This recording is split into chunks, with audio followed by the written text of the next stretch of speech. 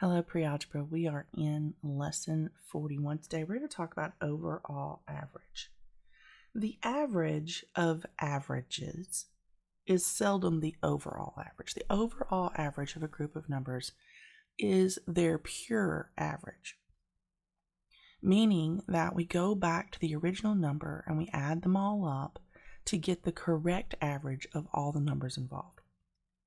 So for instance, let's say I have two sets of numbers. I have a 3 and a 4 and a 5, and I want to get the average of that.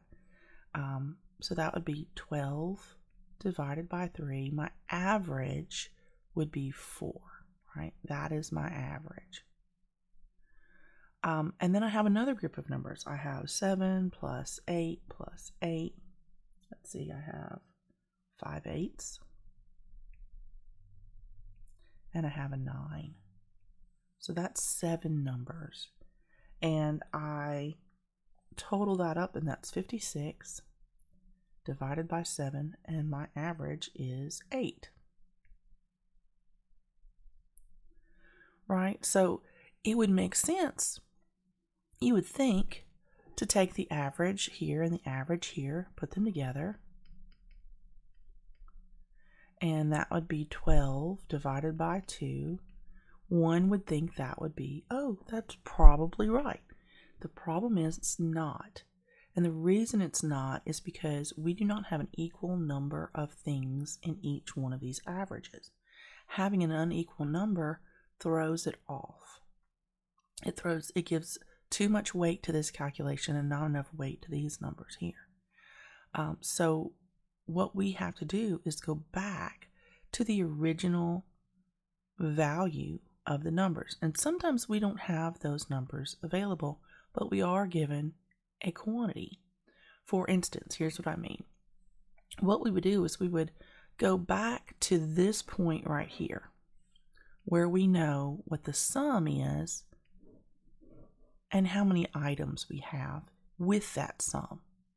So I could say 12 over 3 plus 56 over 7. I could add the sums together and I could add the quantities together, and then I would get 68 over 10. And when I divide, my average is 6.8, not 6, right? So you see there's a difference between averaging averages and averaging the original quantities of the numbers.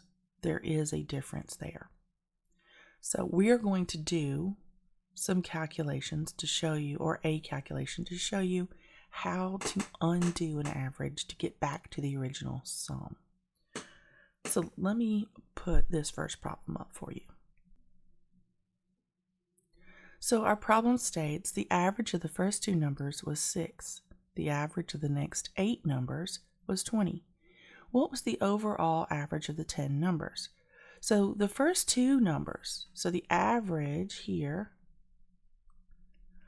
of the first two numbers was 6, okay?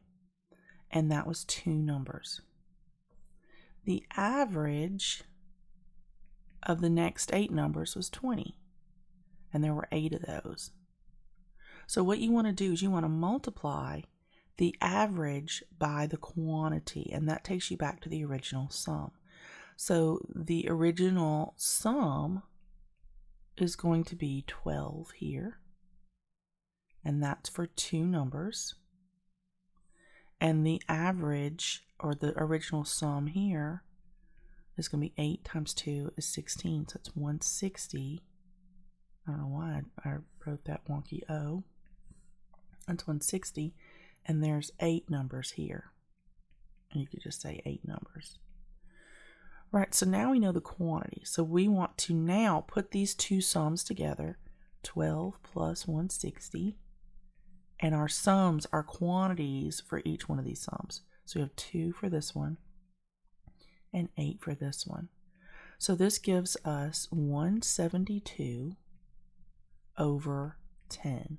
So our average is going to be 17.2. So you can see how to get back to that original sum.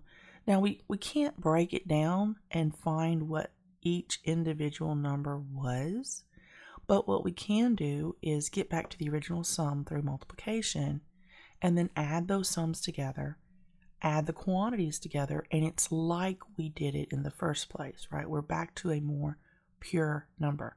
If we had taken this original average and this original average, we would have gotten 26 and divided that by two averages, and that would have been 13, and that's nowhere near 17.2. So we just can't do it that way. It does not work to get a pure average, and that's what an overall average is. It is a pure average.